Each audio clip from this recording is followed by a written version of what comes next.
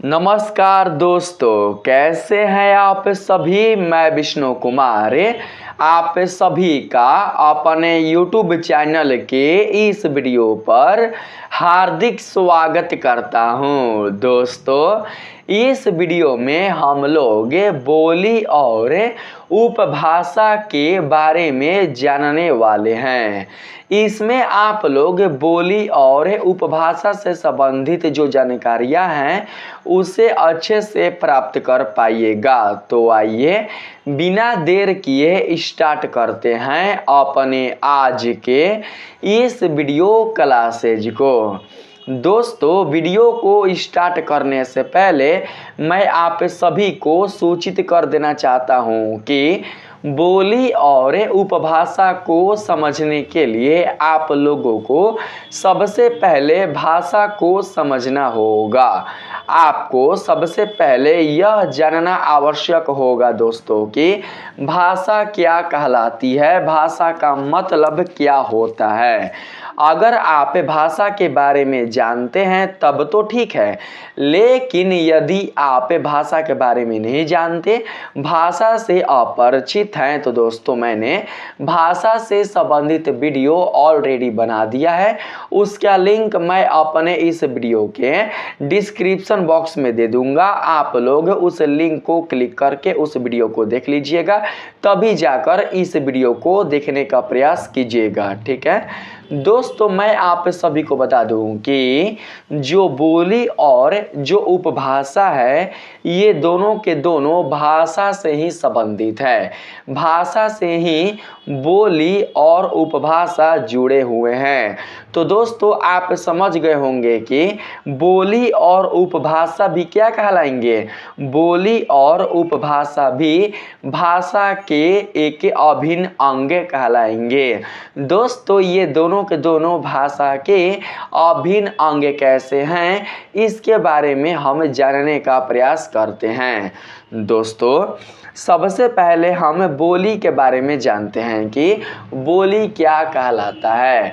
दोस्तों, अक्सर आपने सुना होगा कि लोग कहते हैं इसकी बोली काफ़ी अच्छी है। ठीक है, आप जब किसी से बात करते हैं अपने प्रांत में, अपने क्षेत्र में, या फिर अपने आसपास के दोस्तों जो क्षेत्र है ना, उस क्षेत्र में, अपने समुदाय में, अपने समाज में जब आप बात करते हैं तो लोग बोलते हैं कि इसकी बोली काफ़ी अच्छी है। ठीक है, तो दोस्तों यहाँ पर जो बोली शब्द का जो संबंध है वो दोस्तों किससे लिया जा रहा है। तो दोस्तों, बोली शब्द का जो संबंध है वो लिया जा रहा है किसी प्रांत या फिर किसी क्षेत्र से। ठीक है दोस्तों, जब एक छोटे समुदाय, क्षेत्र या प्रांत में कोई भाषा का प्रयोग किया जाता है, मेरे बातों को ध्यान से समझिएगा, जब किसी एक छोटे समुदाय, प्रांत या क्षेत्र में किसी भाषा का प्रयोग किया जाता है तो दोस्तों उसी भाषा को बोली कहा जाता है। दोस्तों, आप कहिएगा कि सर किसी समाज या प्रांत या छोटे क्षेत्रों में हिंदी भाषा का भी प्रयोग किया जाता है, तो क्या हिंदी भाषा बोली कहला सकता है। तो दोस्तों देखिए, मैं आप सभी को बताता हूं कि बोली दोस्तों भाषा का एक ऐसा अंग है जो दोस्तों व्याकरण से स्वतंत्र होता है, जो दोस्तों बिल्कुल भी व्याकरण से संबंधित नहीं होता है। बोली बिल्कुल भी दोस्तों लेखन से संबंधित नहीं होता है। बोली वाले जो भाषाएं होते हैं उनकी लेखन शैली बिल्कुल भी नहीं की जाती है। लेकिन अगर हम बात करें हिंदी भाषा का, अंग्रेजी भाषा का, संस्कृत भाषा का, और इसके साथ ही दोस्तों बहुत सारे भाषाएं हैं, तेलुगु भाषा है और कन्नड़ भाषा है, इन सब भाषाओं की अगर बात करें तो दोस्तों इनकी लेखन शैली होती है। बंगाली भाषा हो गया, इनकी भी लेखन शैली होती है, इनके भी व्याकरण होते हैं। लेकिन बोली जो दोस्तों भाषा होते हैं, यानी कि बोली में जो आप दोस्तों शब्दों का यूज करते हैं, बोली में जो दोस्तों आप वाक्यों का प्रयोग करते हैं, वे वाक्य, वे शब्द बिल्कुल भी लेखन शैली में प्रयोग नहीं किए जाते हैं। इनकी लेखन शैली बिल्कुल भी प्राप्त नहीं होती है। ठीक है दोस्तों, बोली की लेखन शैली इसलिए प्राप्त नहीं होती है क्योंकि बोली दोस्तों किसी प्रांत या छोटे क्षेत्रों में बोली जाती है। यह दोस्तों एक आम बोलचाल की भाषा है, जो दोस्तों एक साहित्य भाषा से बिल्कुल अलग होती है। किससे अलग होती है? तो दोस्तों साहित्य भाषा से अलग होती है। जो भाषा साहित्यिक होती है, जो भाषा साहित्य से जुड़ी होती है, वह भाषा दोस्तों व्याकरण से संबंधित होती है। उस भाषा की कोई ना कोई दोस्तों लेखन शैली होती है, लेकिन बोली का बिल्कुल भी लेखन शैली नहीं होता। ठीक है, बोली दोस्तों एक प्रकार का घरेलू भाषा होता है, एक प्रकार का दोस्तों एक छोटे प्रांत का यह भाषा होता है, जिसे लोग आम बोलचाल की भाषा में इसका यूज करते हैं। यहाँ पर आप समझ सकते हैं परिभाषा से। परिभाषा में कहा जा रहा है किसी भाषा का वह रूप, दोस्तों बोली एक भाषा नहीं है बल्कि भाषा का एक रूप है। ठीक है, हाँ दोस्तों बोली का विकसित रूप हम बोल सकते हैं उपभाषा को, और उपभाषा का विकसित रूप बोल सकते हैं भाषा को। यानी कि आप कह सकते हैं दोस्तों कि जितनी सारे भाषाएं आज हमारे इस देश में हैं, जितनी सारी भाषाएं आज हमारे इस देश में, हमारे समाज में, हमारे इस पूरे दोस्तों जो देश है उसमें प्रचलित है हमारी भाषाएं, वे सभी के सभी भाषाएं किसी न किसी समय में क्या रही होंगी? किसी न किसी समय दोस्तों बोली रही होंगी, किसी न किसी समय उपभाषा रही होंगी। दोस्तों बोली उपभाषा से इनका जो प्रसार है वो दोस्तों भाषा में हुआ है। एक बाइक या फिर अचानक बिल्कुल भी हमारे जो साहित्य वाले भाषाएं हैं वो अपना साहित्यिक रूप नहीं ले लिए हैं, बल्कि दोस्तों बोली और उपभाषा से ही अपना साहित्यिक रूप लिए हैं, अपना इतना बड़ा विस्तार कर पाए हैं। ठीक है, इसमें है किसी भाषा का वह रूप, किसी भाषा का वह रूप जो किसी विशेष क्षेत्र, समुदाय या सामाजिक समूह द्वारा बोली जाती है उसे बोली कहते हैं। दोस्तों हर समुदाय में रहने वाले लोग अपनी अपनी भाषा का यूज करते हैं। दोस्तों अगर आप किसी अन्य क्षेत्र में जाइएगा तो दोस्तों वहाँ के जो लोग होंगे वो दोस्तों किसी और भाषा का यूज करेंगे। ठीक है, अगर आप किसी और क्षेत्र में जाइएगा तो वहाँ के रहने वाले जो निवासी होंगे, वहाँ के रहने वाले समुदाय के जो लोग होंगे वो दोस्तों किसी और ही भाषा का प्रयोग करेंगे। अगर दोस्तों आप किसी और क्षेत्र में जाइएगा 20-25-30 किलोमीटर अगर आप किसी और क्षेत्र में जाइएगा तो वहाँ पर रहने वाले दोस्तों समुदाय के जो लोग होंगे वो दोस्तों अपने आप के भावों को व्यक्त करने के लिए, अर्थात अपने भावनाओं को व्यक्त करने के लिए, अपने विचारों को किसी दूसरे के समक्ष प्रकट करने के लिए दोस्तों किसी और ही भाषा का प्रयोग करेंगे। तो दोस्तों ये भाषा ही क्या कहलाते हैं? ये भाषा ही बोली कहलाते हैं। दोस्तों बोली स्वतंत्र होती है, यह बिल्कुल भी दोस्तों व्याकरण से जुड़ी नहीं होती है। बोली को दोस्तों घरेलू भाषा के रूप में जाना जाता है। ठीक है, यहाँ पर दोस्तों कहा जा रहा है, आप समझ सकते हैं, यहाँ पर कहा जा रहा है अर्थात किसी प्रांत, प्रांत का मतलब होता है क्षेत्र, किसी प्रांत या सीमित क्षेत्रों में। ठीक है, सीमित मतलब है कुछ ही क्षेत्रों में जो बोली वाले दोस्तों शब्द होते हैं, बोली वाले जो वाक्य होते हैं, बोली वाले जो कथन होते हैं उनका प्रयोग किया जाता है। अगर आप दोस्तों सोचिएगा कि हम इस शब्द का अर्थात बोली वाले शब्द का हर जगह प्रयोग कर दे तो दोस्तों बिल्कुल भी आपका यह शब्द चल नहीं पाएगा, आपके शब्दों को लोग समझ नहीं पाएंगे। बात आ रही है समझ में? दोस्तों एक ही एग्जाम्पल मैं आप लोगों को देता हूं। दोस्तों मैं आप सभी को एक ही एग्जाम्पल से समझाता हूं, आप लोग समझिएगा। ठीक है दोस्तों, एक परिवार पिकनिक मनाने के लिए किसी एक जंगल में जाता है। ठीक है, उस परिवार में दोस्तों माता पिता और कुछ लोग होते हैं और माँ के साथ एक बच्चा होता है। ठीक है दोस्तों, जो कि अभी शिशु ही होता है, अर्थात अभी वह शैशवावस्था में ही होता है। पिकनिक मनाने के लिए जब वे जंगल में जाते हैं और जंगल में जब पिकनिक मनाते हैं तभी दोस्तों कोई एक शेर अचानक से उन पर हमला कर देता है। पिकनिक में आने वाले सभी जो लोग होते हैं वो हड़बड़ा कर अपनी जान बचाकर भाग जाते हैं। दोस्तों वो इतनी जल्दी भाग जाते हैं कि उन्हें बिल्कुल भी ख्याल नहीं रहता है कि उनके साथ एक छोटा बच्चा भी होता है। दोस्तों यहाँ तक कि जो बच्चे की माँ होती है वो भी शेर की डर से अपनी जान को बचाकर अपने बच्चे को जंगल में ही छोड़कर भाग जाती है। दोस्तों जब शेर की नज़र उस बच्चे पर नहीं पड़ती है और शेर अपने शिकार की तलाश में इधर उधर चला जाता है तो कुछ समय बाद भालू समुदाय के जो जानवर होते हैं वो उस रास्ते से गुजर रहे होते हैं। दोस्तों भालू समुदाय में जो मादा भालू होती है उसकी नज़र उस बच्चे पर पड़ती है। दोस्तों वह मादा भालू उस बच्चे के पास आती है, उसे उठाती है, अपने सीने से लगाती है और उसे लेकर चली जाती है। दोस्तों वह मादा भालू जिस तरीके से अपने अन्य बच्चों को पालती थी ठीक उसी प्रकार से वह मादा भालू उस बच्चे को भी पालती थी। दोस्तों जब वह बच्चा धीरे धीरे भालू समुदाय में रहकर पलता गया और समय के साथ बड़ा होते गया तो दोस्तों वह बच्चा उसी समुदाय की भाषा को सीखने लग गया। अर्थात जिस प्रकार से भालू समुदाय के पशु एक दूसरे से बातचीत करते थे, एक दूसरे से अपने भावनाओं को साझा करते थे, एक दूसरे से वार्तालाप करते थे, उन्हीं के जैसा ही वह बच्चा भी वार्तालाप करना सीख चुका था।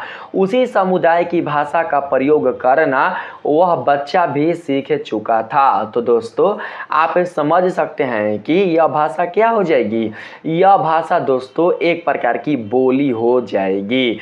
इसी को दोस्तों हम लोग बोली कहेंगे। यह बोली बिल्कुल भी किसी व्याकरण से संबंधित नहीं होगी, किसी भी दोस्तों साहित्य से संबंधित नहीं होगी। यह दोस्तों स्वतंत्र होगी। इनका कोई और ही अर्थ होगा जिसका अर्थ हर जगह दोस्तों सेम नहीं होगा, हर जगह बिल्कुल भी समान नहीं होगा। आप समझ सकते हैं दोस्तों कि बोली में किसी वस्तु के लिए या फिर किसी भाव के लिए जो भी शब्द दोस्तों आते हैं उस शब्द का प्रयोग हर जगह बिल्कुल भी नहीं होता है, लेकिन भाषा में जो भी दोस्तों शब्द आते हैं उसका प्रयोग हर जगह दोस्तों किया जाता है। ठीक है, भाषा में किसी वस्तु के लिए या फिर किसी व्यक्ति के लिए, किसी स्थान के लिए, किसी भाव या दोस्तों किसी भावना के लिए जो भी शब्द दोस्तों आते हैं उस शब्द का प्रयोग हर जगह किया जाता है। हर लोग उस शब्द को समझते हैं, लेकिन बोली में किसी वस्तु, किसी स्थान या किसी व्यक्ति के लिए आने वाला जो शब्द होता है उसे हर क्षेत्र के लोग बिल्कुल भी समझ नहीं पाते हैं। दोस्तों वह बच्चा ही केवल उस समुदाय की भाषा को समझ सकता है। अगर कोई अन्य व्यक्ति भालू के समुदाय में जाए और उनकी भाषा को समझने का प्रयास करे तो वह उनकी भाषा को बिल्कुल भी समझ नहीं सकता है। अगर दोस्तों वही बच्चा अगर समाज में आए, अगर मानवों के बीच आए तो दोस्तों वह बच्चा मानवों के भाषा को बिल्कुल भी समझ नहीं सकता है, क्योंकि वह बचपन से ही मानवों के भाषा को सीखा नहीं है, बचपन से ही मानवों के भाषा के बारे में दोस्तों जाना नहीं है।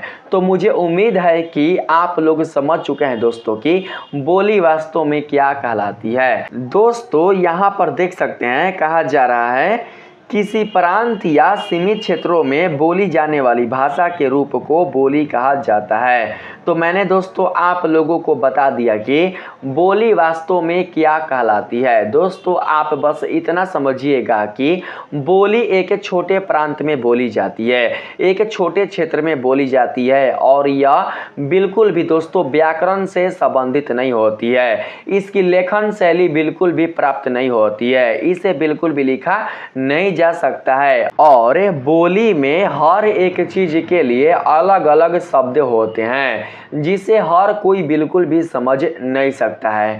दोस्तों वही लोग समझ सकते हैं जिस क्षेत्र की वह बोली होगी, जिस प्रांत की वह बोली होगी। ठीक है, आप समझ गए।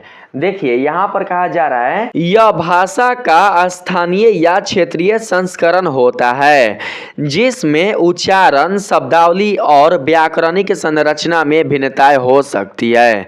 दोस्तों इसके बारे में मैंने आप लोगों को बता दिया है, बस आप लोग यह समझ कर रखिएगा दोस्तों कि बोली एक संस्करण युक्त भाषा है। दोस्तों हर एक प्रांत, हर एक स्थानीय क्षेत्र या फिर हर एक दोस्तों सामाजिक क्षेत्र के लोगों का अपना अपना संस्कृति होता है।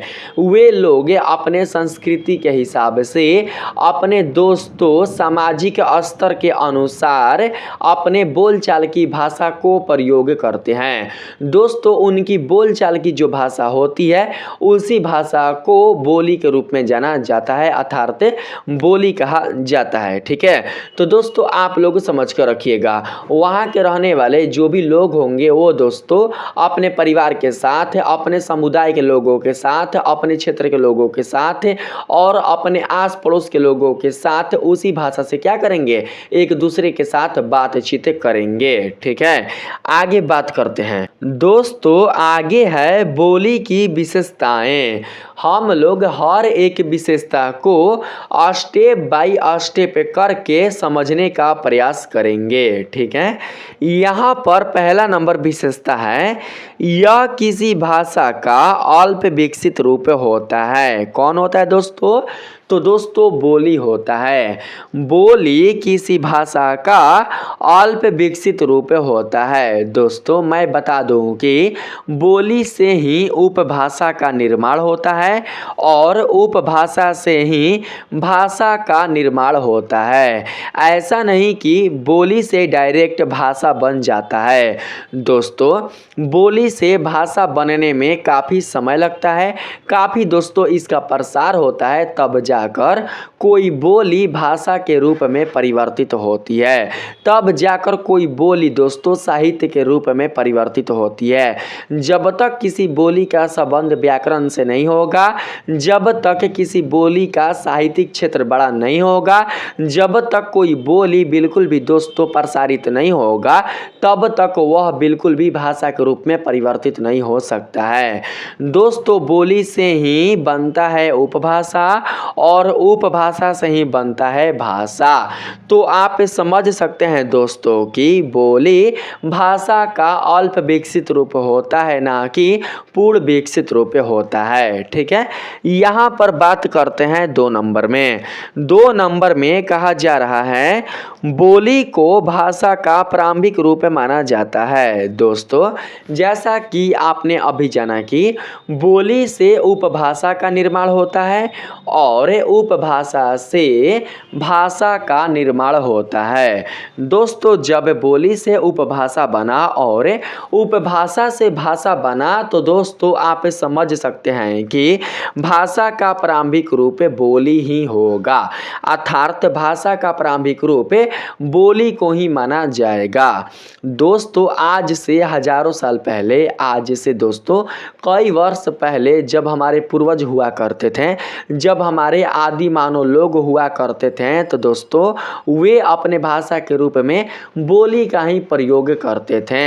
दोस्तों वे क्या करते थे कि अपने भावनाओं को व्यक्त करने के लिए, अपने बातों को अगले के सामने प्रकट करने के लिए दोस्तों एक ऐसी भाषा का प्रयोग करते थे जो बिल्कुल भी समझा नहीं जा सकता था। उस भाषा को केवल वही लोग समझ सकते थे, केवल वही आदिमानव लोग समझ सकते थे जो उनकी समुदाय से संबंधित थे। अन्य समुदाय के आदिमानव लोग बिल्कुल भी उनकी भाषा को समझ नहीं सकते थे। दोस्तों आप समझ सकते हैं कि जब आदिमानव लोग हुआ करते थे और आदिमानव लोग अपने भावनाओं को व्यक्त करने के लिए, अपने इच्छाओं को प्रकट करने के लिए दोस्तों जिस भाषा का प्रयोग करते थे वही भाषा बोली के रूप में जाना जाता था। दोस्तों धीरे धीरे जब इनके भाषा का विस्तार हुआ, इनके भाषा का प्रसार हुआ, तब जाकर दोस्तों उपभाषा का निर्माण हुआ और यही उपभाषा आज भाषा के रूप में परिवर्तित हो चुकी है।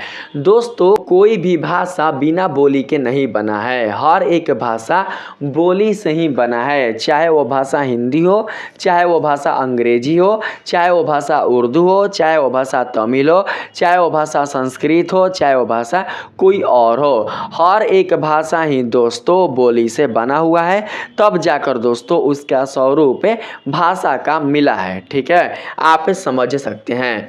आगे है दोस्तों यहाँ पर बोली भाषा का स्थानीय रूप होती है जो छोटे भूभाग में बोली जाती है। मैंने बताया ना, बोली एक छोटे प्रांत, एक छोटे क्षेत्र, एक छोटे दोस्तों समुदाय में बोली जाती है, जो उसी समुदाय के लोग क्या कर सकते हैं, उसे भाषा को अर्थात उस बोली को समझ सकते हैं। अगर आप उस बोली को कहीं और जाकर दोस्तों बोलिएगा तो दोस्तों उस बोली में आने वाले शब्द को अन्य लोग बिल्कुल भी समझ नहीं पाएंगे। ठीक है, अर्थात उसका जो विस्तार हुआ रहता है दोस्तों, वो सब जगह नहीं हुआ रहता है कि उसे सब कोई समझ पाएगा और सब कोई समझ कर उसके अर्थ को दोस्तों आपके सामने बता पाएगा। ठीक है, आगे है, आप समझ सकते हैं आगे है क्या, आगे है कोई भी बोली हो वो विकसित होकर भाषा का ही रूप लेती है।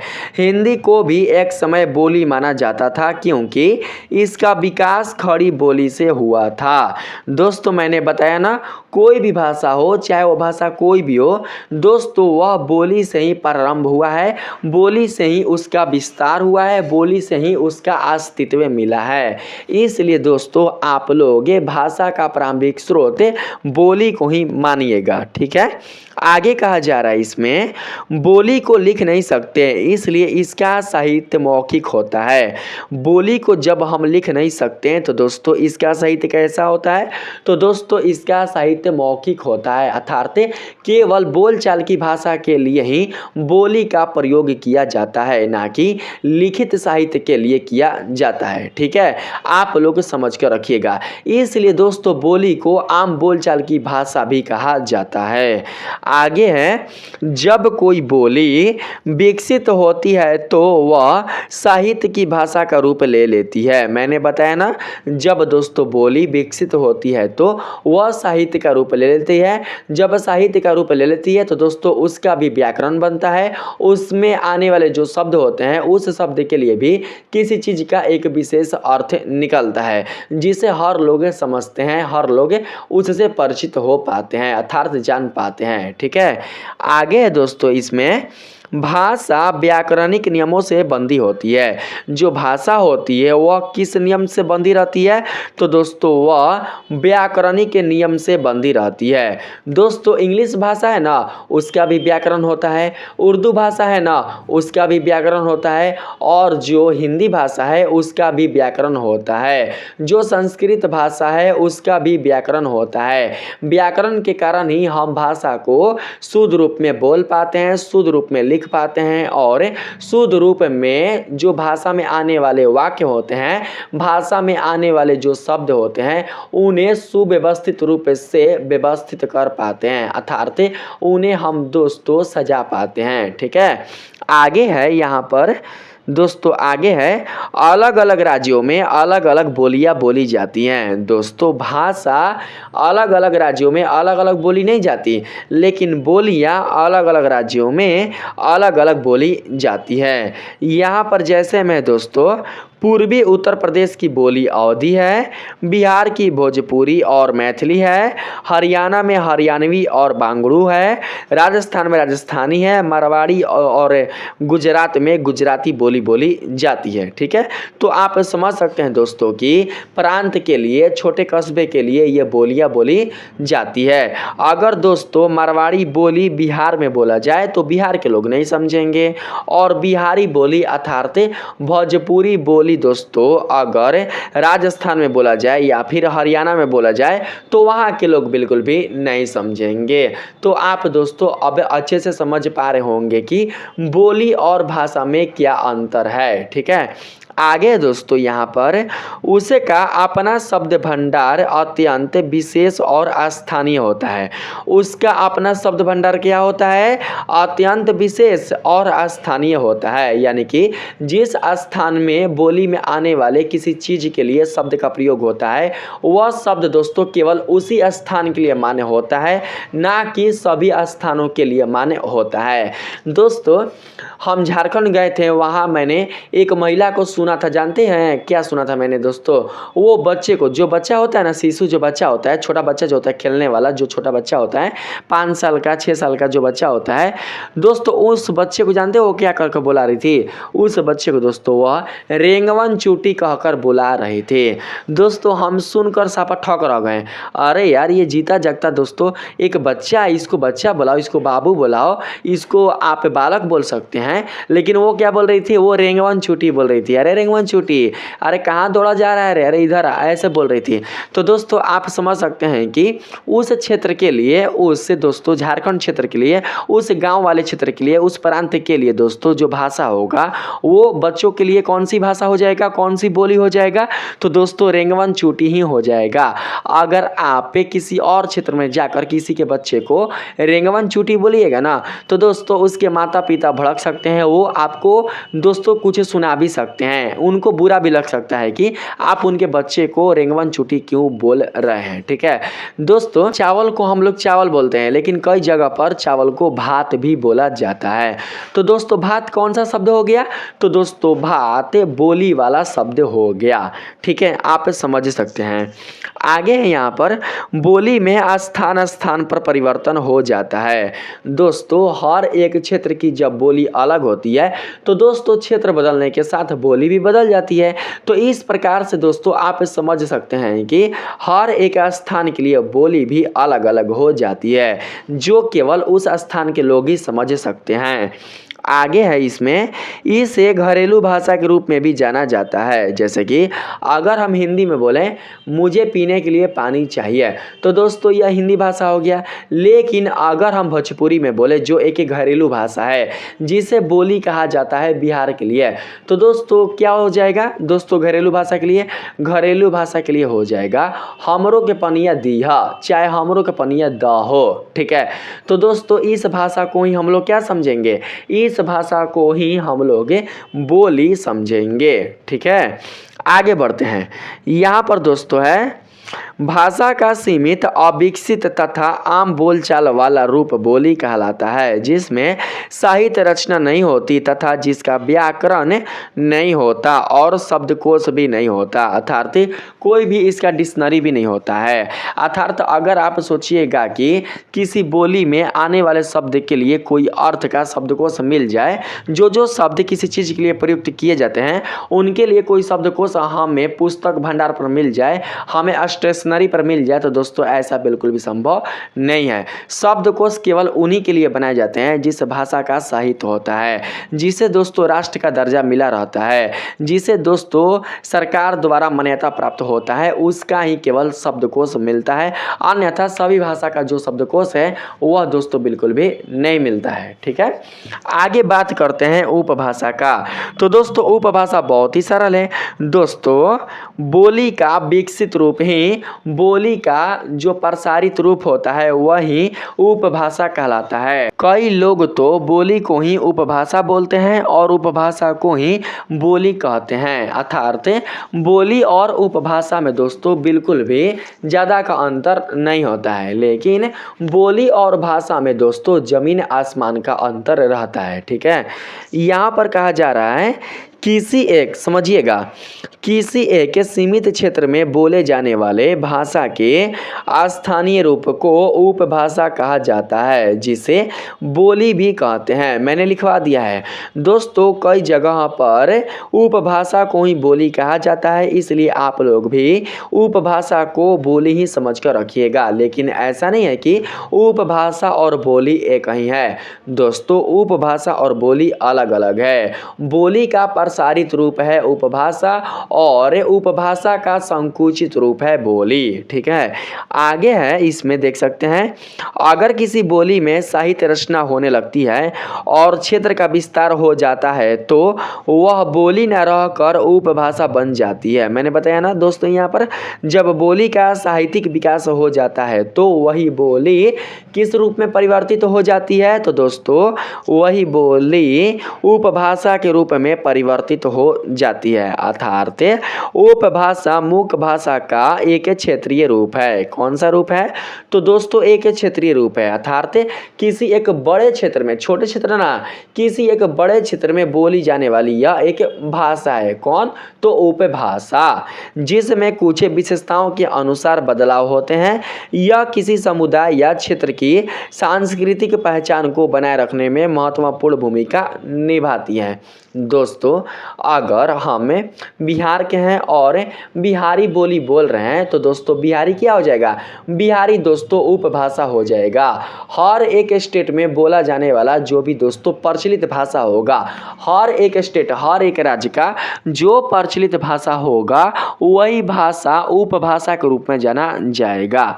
ठीक है, यहाँ पर दोस्तों आप समझ सकते हैं। देखिए यहाँ पर पूर्वी हिंदी, पूर्वी हिंदी क्या हो जाएगा दोस्तों? पूर्वी हिंदी हो जाएगा उपभाषा, जिसमें अवधी, बघेली तथा छत्तीसगढ़ी शामिल है। जो आप अवधी, बघेली और छत्तीसगढ़ी देख रहे हैं ये तीनों की तीनों बोली कहलाएंगे और इन तीनों को मिलाकर दोस्तों बना है क्या? इन तीनों को मिलाकर पूर्वी हिंदी बना है और इस पूर्वी हिंदी को ही हम लोग उपभाषा के रूप में जानेंगे। ठीक है, यानी कि दोस्तों उस क्षेत्र में अवधी भी बोला जाता है, बघेली भी बोला जाता है और छत्तीसगढ़ी भी बोला जाता है। ठीक है, इसलिए उस क्षेत्र का जो सम्मिलित रूप वाला जो भाषा होगा वही दोस्तों उपभाषा के रूप में जाना जाएगा, जिसका नाम पूर्वी हिंदी है। ठीक है, आगे है 2 नंबर पश्चिमी हिंदी। पश्चिमी हिंदी दोस्तों पश्चिमी हिंदी में खड़ी बोली, ब्रज, बंगारू, हरियाणवी, बुंदेली तथा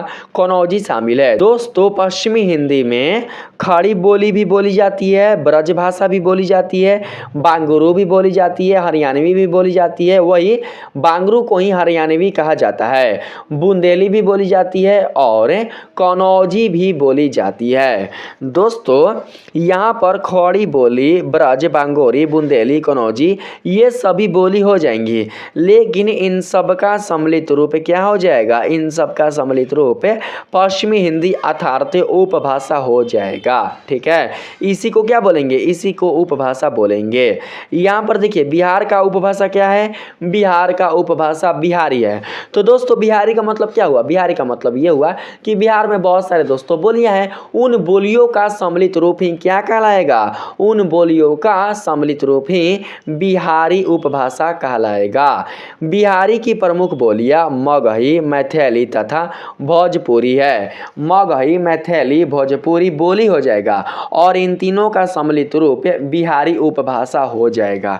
आप समझ रहे हैं दोस्तों अच्छे से? ठीक है, यहाँ पर 4 नंबर में दोस्तों राजस्थान की मेवाड़ी कहा जा रहा है। राजस्थान नहीं है, राजस्थानी है। राजस्थानी की मेवाड़ी, मारवाड़ी, मेवाती तथा हड़ौती बोलियां शामिल है।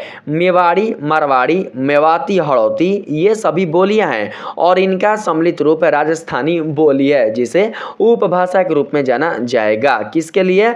तो दोस्तों राजस्थान राज्य के लिए। राजस्थान राज्य के लिए राजस्थानी भाषा हो जाएगा उपभाषा।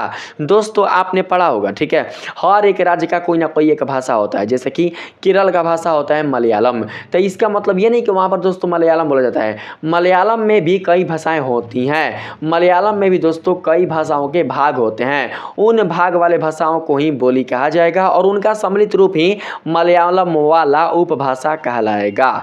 ठीक है, तो दोस्तों मलयालम हो जाएगा उपभाषा और मलयालम का जितने सारे खंडित जो भाषाएं हैं वो दोस्तों बोली के रूप में जाने जाएंगे। ठीक है, यहाँ पर है 5 नंबर में पहाड़ी की गढ़वाली।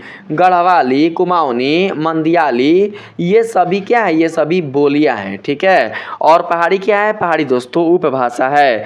मराठी की प्रमुख बोलियां कोंकणी, बरहाडी। ठीक है, कोंकणी, बरहाडी। तो दोस्तों कोंकणी, बरहाडी क्या हो जाएगा? तो दोस्तों बोलियां हो जाएगा और इनका सम्मिलित रूप मराठी उपभाषा हो जाएगा। अब बात करते हैं हम लोग ये उपभाषा की विशेषताओं का। दोस्तों यहाँ पर पहला विशेषता है मुख्य भाषा से जुड़ी होती है। जो उपभाषा होती है वो किससे जुड़ी होती है? तो दोस्तों उपभाषा मुख्य भाषा से जुड़ी होती है। कैसे? आप समझिएगा। कहा जा रहा है उपभाषा मुख्य भाषा की एक छोटी इकाई होती है। जैसे कि अगर हम बात करें यहाँ पर दोस्तों मुख्य भाषा हिंदी का, तो दोस्तों हिंदी भाषा में जो उपभाषा होता है वो अवश्य ही आता है, वह दोस्तों बस ही शामिल रहता है। ठीक है, इसलिए यहाँ पर कहा जा रहा है उपभाषा मुख्य भाषा की एक छोटी इकाई होती है जो उसी भाषा के अंतर्गत आती है। जैसे हिंदी एक मुख्य भाषा है, मैंने बताया ना, हिंदी एक मुख्य भाषा है और इसके अंतर्गत ब्रज भाषा, अवधी, भोजपुरी जैसी कई उपभाषाएं आती है। ब्रज भाषा, अवधी, भोजपुरी ये सभी क्या हो जाएंगी, ये सभी की सभी दोस्तों उपभाषाएं हो जाएंगी। आप चाहें तो दोस्तों इन्हें बोली भी बोल सकते हैं। ठीक है, 2 नंबर में है क्षेत्रीय विविधता। दोस्तों इसमें कहा जा रहा है उपभाषा मुख्य रूप से किसी क्षेत्र विशेष में बोली जाती है। जैसे राजस्थान में मारवाड़ी उपभाषा है जो हिंदी भाषा का ही एक रूप है। इसके बारे में मैंने आप लोगों को बता दिया है। 3 नंबर में दोस्तों कहा जा रहा है उच्चारण में भिन्नता। ठीक है, उपभाषा में क्या होता है दोस्तों, उपभाषा में उच्चारण में भिन्नता होता है। उपभाषा में शब्दों का उच्चारण और बोलने का तरीका थोड़ा अलग हो सकता है। जैसे हिंदी में कहना शब्द है लेकिन ब्रज भाषा में इसे कहियो कहा जाता है। क्या कहा जाता है दोस्तों, कहियो कहा जाता है। ठीक है, और भोजपुरी में क्या कहा जाता है, भोजपुरी में कहना को कहा जाता है। ठीक है, कह तरह। ठीक है, तो दोस्तों ये सब जो आप भाषा देख रहे हैं ये भाषा हो जाएगा उपभाषा। 4 नंबर में है सांस्कृतिक प्रभाव। कहा जा रहा है इसमें उपभाषा में स्थानीय रीति रिवाजों, परंपराओं और संस्कृति का भी असर होता है। लोग अपनी उपभाषा के माध्यम से अपनी संस्कृति को बनाए रखते हैं, अर्थात इनकी उपभाषा से ही इनकी संस्कृति की पहचान होती है। इनकी उपभाषा से ही दोस्तों इनके सामाजिक स्तर का दोस्तों पहचान होता है। इनका दोस्तों जो सांस्कृतिक जो दोस्तों स्वरूप है उसका पहचान हो पाता है। ठीक है, आगे बात करते हैं 5 नंबर में। 5 नंबर में कहा जा रहा है बोलने वाले लोगों की संख्या कम। दोस्तों अगर उपभाषाएं लोग बोलेंगे तो दोस्तों इनकी संख्या कम ही होंगी, क्योंकि हर लोग उपभाषा को नहीं समझते हैं, हर लोग उपभाषा के बारे में नहीं जानते हैं। जो उपभाषा जिस क्षेत्र से संबंधित होती है उसी क्षेत्र के लोग उस उपभाषा को समझ सकते हैं। हर क्षेत्र के लोग, हर राज्य के लोग बिल्कुल भी सभी उपभाषा को समझ नहीं सकते हैं। ठीक है, अभी ना कि बंगाली भाषा को दोस्तों बिहारी समझ ले या फिर दोस्तों मैथिली वाले जो लोग हैं वो समझ जाए, तो ऐसा बिल्कुल भी संभव नहीं है। ठीक है, उपभाषाएं मुख्य भाषा की तुलना में कम लोगों द्वारा बोली जाती हैं क्योंकि ये खास क्षेत्र तक सीमित होती हैं। लेकिन जो मुख्य भाषा होता है वह दोस्तों सभी क्षेत्रों के लिए ही सीमित होती है, अर्थात बहुत ही बृहत क्षेत्र के लिए सीमित होती है। और जब बृहत क्षेत्र के लिए दोस्तों सीमित होती है तो बृहत क्षेत्र में रहने वाले कुल जितने सारे लोग होते हैं वो भी क्या करते हैं, उस भाषा को बोलते हैं, उस भाषा से परिचित रहते हैं और उस भाषा को समझ पाते हैं। ठीक है दोस्तों, आप लोग इस वीडियो को ध्यान से समझिएगा। अगर आप लोग मेरे इस वीडियो को अच्छे से समझ जाते हैं तो आप लोगों को बोली और उपभाषा से संबंधित किसी भी दोस्तों प्रश्न में कोई भी दिक्कत नहीं होगा। ठीक है, आगे है उपभाषा का महत्व। इसमें हम लोग उपभाषा के महत्व को देखेंगे। पहला है सांस्कृतिक धरोहर। दोस्तों इसमें कहा जा रहा है उपभाषाएं क्षेत्रीय सांस्कृतिक धरोहर को संरक्षित रखती हैं। मैंने बताया ना, देखिए जिस राज्य की जो उपभाषा होती है उस उपभाषा से उनका सांस्कृतिक धरोहर सुरक्षित रहता है। दोस्तों झारखंड का झारखंडी भाषा से झारखंड का जो दोस्तों साहित्यिक क्षेत्र होता है, जो दोस्तों उनका सांस्कृतिक क्षेत्र होता है वह सुरक्षित रहता है। उसी भाषा से अन्य क्षेत्रों में उनकी पहचान हो पाती है। राजस्थान का जो राजस्थानी भाषा होता है वही भाषा उनके साहित्य क्षेत्र का अर्थात उनके दोस्तों सांस्कृतिक क्षेत्र का एक पहचान होता है। जब राजस्थानी लोग किसी अन्य क्षेत्र में जाते हैं और अपनी भाषा राजस्थानी वाला बोलते हैं तो उसकी भाषा से ही लोग पहचान जाते हैं कि यह किस क्षेत्र से आया हुआ है, तो दोस्तों यह राजस्थानी क्षेत्र से आया हुआ है। अर्थात अपने क्षेत्र का विकास, अपने क्षेत्र का प्रसार भी वो अपने भाषा से कर पाते हैं। तो आप समझ सकते हैं कि जो उपभाषाएं होती हैं वो क्षेत्रीय सांस्कृतिक धरोहर को संरक्षित रखती हैं, अर्थात सांस्कृतिक धरोहर होती हैं। आगे है इसमें संपर्क और पहचान। उपभाषा लोगों को उनके क्षेत्र और समाज से जोड़ने का काम करती है, जिससे एक विशेष पहचान बनती है। मैंने बताया किया ना दोस्तों आप लोगों को, अगर आप उत्तर प्रदेश से हैं और आप दोस्तों उत्तर प्रदेश में बोली जाने वाली उपभाषाओं का प्रयोग करते हैं और आप इस उपभाषा का प्रयोग अगर आप कर्नाटक में करते हैं या कोलकाता में करते हैं दोस्तों, तो आपके इसी उपभाषा से लोग आपकी पहचान करेंगे। आपके इसी उपभाषा से लोग पहचानेंगे कि आप किस राज्य से आए हुए हैं। आपकी राज्य की पहचान, आपके सांस्कृतिक की पहचान भी आपके उपभाषा से ही हो पाएगी। ठीक है, अगला है भाषाई विविधता। उपभाषाएं भाषा को और भी विविधतापूर्ण और समृद्ध बनाती हैं। उपभाषा क्या करती है दोस्तों? उपभाषा भाषा को और भी विविधतापूर्ण और समृद्ध बनाती है। दोस्तों मैं आप सभी को बता दूं कि उपभाषाओं का सम्मिलित रूप ही हिंदी साहित्य कहलाता है, अर्थात हिंदी भाषा कहलाता है। दोस्तों हमारे इस देश में 29 राज्य हैं। 29 राज्य का हर एक राज्य का दोस्तों अलग अलग उपभाषा होता है और इन सभी उपभाषाओं का ही सम्मिलित रूप क्या कहलाएगा? इन सभी उपभाषाओं का ही सम्मिलित रूप हिंदी भाषा कहलाएगा। दोस्तों जितना ज़्यादा उपभाषाओं का प्रसार होगा उतना ही ज़्यादा हमारे हिंदी साहित्य का भी प्रसार होगा, हमारा हिंदी साहित्य भी विकसित होगा। तो आप समझ सकते हैं कि दोस्तों उपभाषाओं के प्रसार से हमारे हिंदी साहित्य का भी प्रसार हो पाता है। तो दोस्तों इस वीडियो के माध्यम से हमने जाना कि बोली और उपभाषा क्या कहलाता है, बोली और उपभाषा में क्या अंतर होता है, बोली और भाषा में क्या अंतर होता है। ठीक है, उपभाषा से संबंधित कुल जितने सारे महत्व थे, कुल जितने सारे दोस्तों विशेषताएं थे, मैंने आप लोगों को बताया है। बोली से जुड़ा हुआ कुल जितने सारा विशेषता था उसके बारे में भी मैंने आप लोगों को बताया है। अगर यह वीडियो आप लोगों को अच्छी लगी है, इस वीडियो के माध्यम से आप लोगों को बोली और उपभाषा से संबंधित कुल जितने सारे कॉन्सेप्ट थे वो कंप्लीट हो चुके हैं, तो आप लोग इस वीडियो को लाइक कीजिएगा और हमारे चैनल को सब्सक्राइब कीजिएगा। मिलते हैं फिर से एक नए वीडियो के साथ, तब तक के लिए धन्यवाद।